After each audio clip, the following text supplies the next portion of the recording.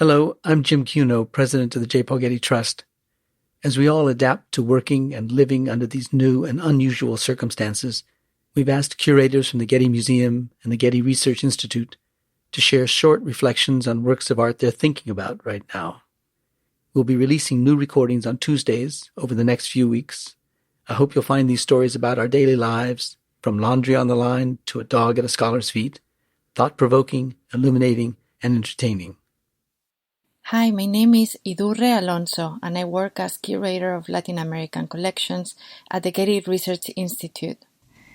So I chose this image, which is the frontispiece of a book called Natural History of Brazil, written by Willem Piso in 1648, as I was thinking how we're basically trapped in our houses and we can't get out and we can't travel. And so thinking on how this image takes me to a place in Brazil, almost this idyllic place, almost like paradise, with this very lush nature. And I would like to be there. And what I like about it is that you have all these different elements. It's full of details that talk about how many different species, new species, and new trees, and new fruits were found in Latin America. One of the elements that I really love are the monkeys in the top part, holding the banner with the title of the book. And I also love the sloth climbing into the tree in the right part. And of course, then you have the couple, the indigenous couple, which is depicted in a very classical, conventional way.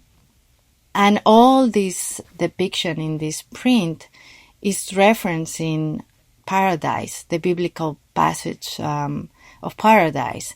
And so instead of having Adam and Eve, then you have this couple. You can see the snake climbing instead of a tree. It is a tree, it's a palm tree. So using a local tree from Latin America.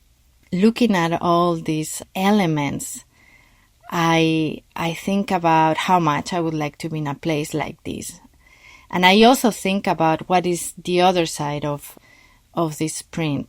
This idyllic image contrasts with the reality of what actually happened during the colonial time, how indigenous groups were decimated and forced to convert to Catholicism, and how also natural resources were heavily extracted many times by enslaved people.